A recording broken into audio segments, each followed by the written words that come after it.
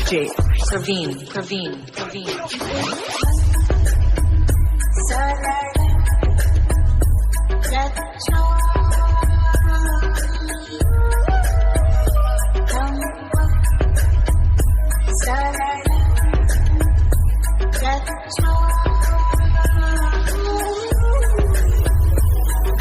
Please refresh the page to listen to the sound.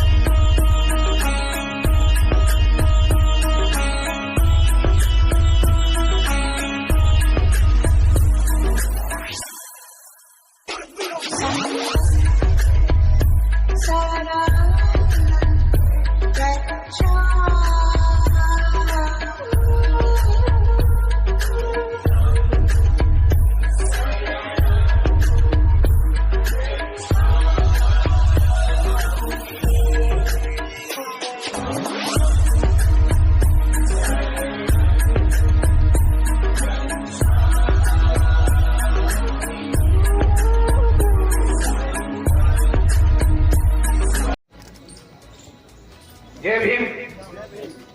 जय भीम। जब ठंड का मौसम है हाथ उठा के बोलो जय भीम। जय भीम। भारत का संविधान जिंदाबाद। भारत का संविधान जिंदाबाद। बाबा साहब अम्बेडकर अमर हैं। बाबा साहब अम्बेडकर अमर हैं। All India CPWD SC/ST association के तत्वाधान में इस नववर्ष मिलन समारोह में मैं महासंघ का राष्ट्रीय प्रधान महासचिव होने की हैसियत से आप सबका अभिनंदन करता हूं और वर्ष 2026 के लिए आप सबको हार्दिक शुभकामनाएं प्रेषित करता हूं। इस संगठन का जब जिक्र हो और BS भारती साहब का जिक्र ना हो तो मुझे लगता है सभा का उद्देश्य अधूरा रह जाएगा।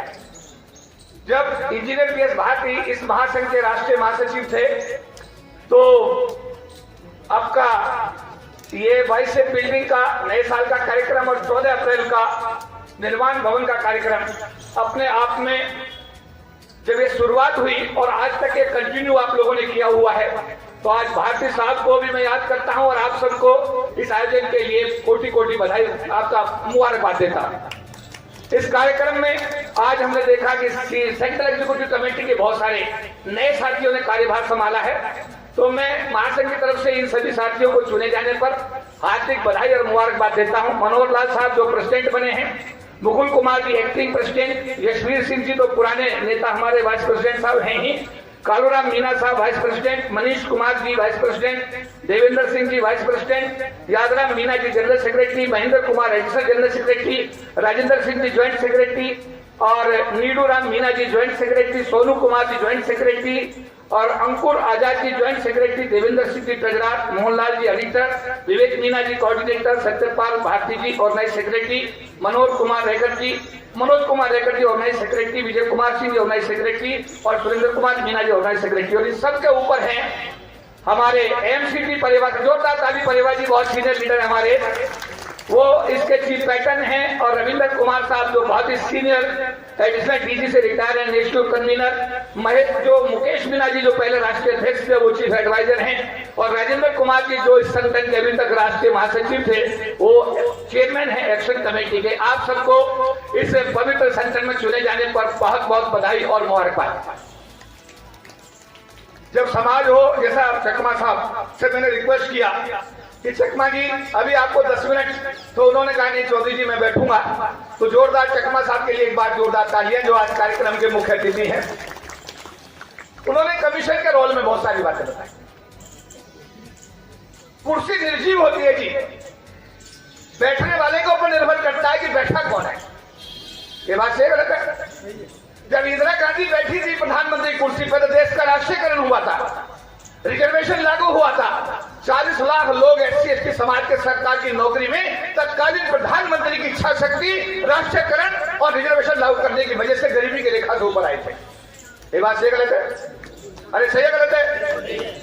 अगर देश का राष्ट्रीयकरण ना होता तो रिजर्वेशन बाबा साहब का लागू ना होता तो ये SC ST समाज में 40 लाख लोग, एक परिवार में 20 आदमी मल्टीप्लाई का 8 करोड़ लोग गरीबी की रेखा से ऊपर अगर आए तो तत्कालीन प्रधानमंत्री की राष्ट्रीयकरण की नीति और रिजर्वेशन लागू करने की वजह से आए।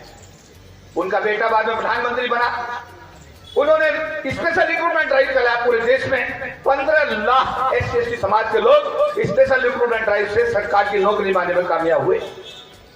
इसी कमीशन में हमने देखा, इसी कमीशन में आयोग के चेयरमैन को देखा कि एक चीफ डेवलपमेंट अफसर मिर्जापुर और डिस्ट्रिक्ट कलेक्टर ने आने से मना कर दिया। उनके जब वारंट इशू हुए तो पुलिस उनको अरेस्ट करके लाई। जब आपको कहना लिखा हुआ है, DOPT ने लिखा है कि कमीशन की हर रिकमेंडेशन को लागू करना हर डिपार्टमेंट की जिम्मेदारी है। अगर लागू नहीं करेंगे तो उसका जवाब देना पड़ेगा कि क्या परिस्थिति है, लागू क्यों नहीं किया जा रहा है। We are bound. अगर कमीशन समन करेगा, अगर कमीशन समन प्रधानमंत्री को भी कर दे, संविधान की पावर है, प्रधानमंत्री को भी आयोग में आना पड़ेगा। यह संवैधानिक बाध्यता है। देखना यह है कि उस कुर्सी पर बैठ करके उसको कितनी मजबूती के साथ में बातों को रखा जाए। चकमा साहब बहुत ही अच्छे इंसान हैं, माननीय सदस्य हैं ST आयोग के। अभी विज्ञान भवन में भी हमने एक प्रोग्राम किया था। विज्ञान भवन में सारे देश के करीब 1,500 डेलीगेट CPWD परिवार के लोग भी थे। आप लोगों में से बहुत सारे लोग रहे होंगे। और हमने समाज की समस्याओं पर विस्तृत चर्चा की। वहां जो समाज की समस्याएं थी उनको एक एक बिंदु को हमने रखा। चकमा साहब की उपस्थिति में एक एक प्रस्ताव को पास कराया और हमने कहा कि आज भारत सरकार के बहुत सारे मंत्री इस कार्यक्रम में आने वाले थे। कुछ लोग तो मुख्यमंत्री मध्य प्रदेश के बेटे की शादी में चले गए, कुछ सर्वदलीय बैठक में चले गए, कुछ डर के मारे नहीं आए कि समाज के लोग सवाल कर सकते हैं। नतीजा ये हुआ कि कोई भी मंत्री नहीं आया, पर चकमा साहब आए। चकमा साहब के लिए जोरदार तालियां बजाइए आप। एक सांसद भी वहां पर थे।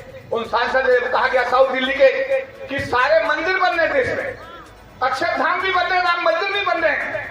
हमारी 150 साल पुरानी 15 एकड़ जमीन थी वहां पर तुगलकाबाद में, जहां संत गुरु रविदास जी का मंदिर था। हमारा मंदिर उससे हमसे छीन लिया गया, सारी जमीन छीन ली गई, 400 मीटर जगह दी गई, उसके लिए 6 करोड़ 1 लाख रुपया हमारे संसद से लिया गया।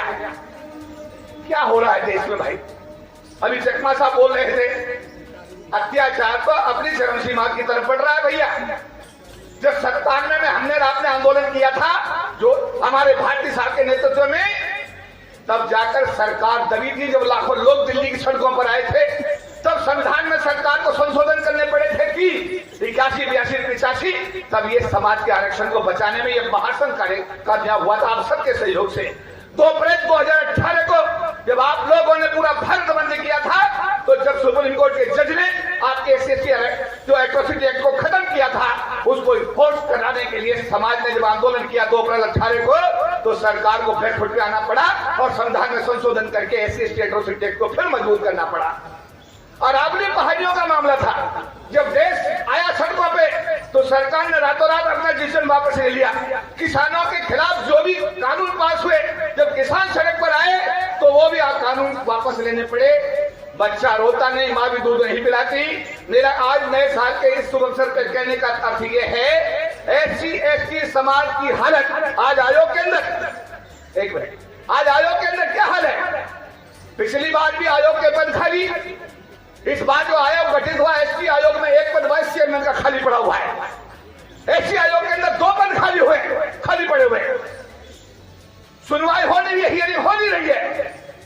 भाई मेरे 5 लोगों का प्रावधान संविधान में है कि 5 ST में आयोग में रहेंगे, 5 SC आयोग में रहेंगे। सरकार कितनी गरीब हो रही है कि शेड्यूल कास्ट के 5 आयोग में जो मेंबर होने चाहिए थे वहां 3 कर रखे हैं, और जहां 5 ST आयोग में होने चाहिए थे वहां 4 करके 1 वहां कम कर दिया, 2 वहां कम कर दिया। भाई साहब क्या है ये? सरकार की उदासीनता नहीं है ठीक है?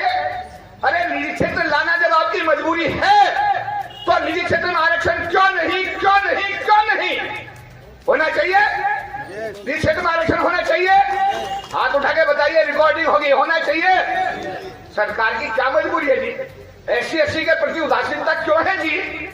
ये तो बड़ी नाइंसाफी है। देश का सबसे गरीब सेक्टर, सबसे मेहनती जो सेगमेंट है भारत का, जो देश में खेतों में काम करके इस देश को कृषि प्रधान बनाता है और शहरों में काम करके इस देश का शहरीकरण करता है, उस समाज के विकास का सरकारों के पास कोई एजेंडा ही नहीं है। कि दुर्भाग्यपूर्ण स्थिति है। मेरा निवेदन है आप लोगों से, भाईचारा बढ़ाओ, एक दूसरे के साथ प्यार मोहब्बत बढ़ाओ, एक दूसरे को सहयोग करो, एक दूसरे के दुख सुख में काम आओ, और अगर हो सके तो गांव का एक बच्चा गोद ले लो, जो गरीब बच्चा हो उसकी फीस देने का काम करो।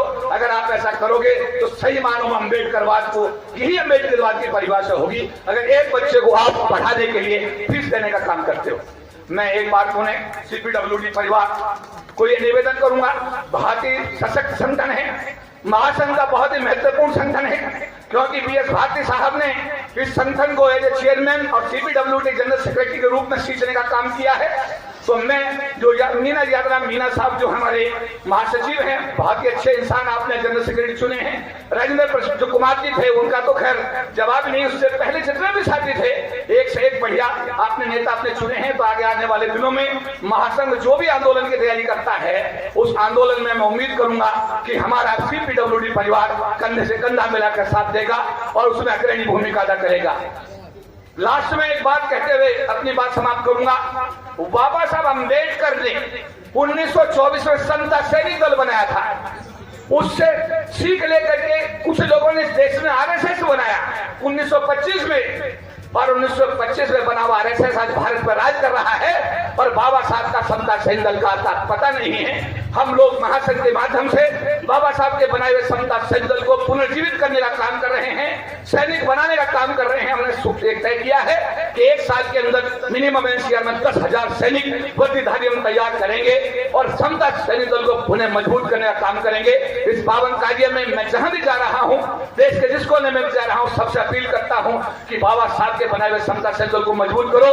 और शायद हम अपने संगठनों को CPWD तक सीमित है, LIC तक सीमित है, रेलवे तक सीमित है। इंजीनियर राजेंद्र प्रसाद जी जो हमारे चेयरमैन है महासंघ के, वो विद्युत बोर्ड को देख रहे हैं, लेकिन बाबा साहब ने जो सामाजिक संगठन बनाया समता सैनिक दल, आज हमारे समाज की आवश्यकता है। और मैं आपसे आह्वान करूंगा कि समता सैनिक दल को इतना मजबूत करो, इतना मजबूत करो, इतना मजबूत करो कि अमेरिका के तर्ज पर अगर वहां ब्लैक राष्ट्रपति बन सकता है तो भारत के अंदर दलित प्रधानमंत्री क्यों नहीं, क्यों नहीं, क्यों नहीं।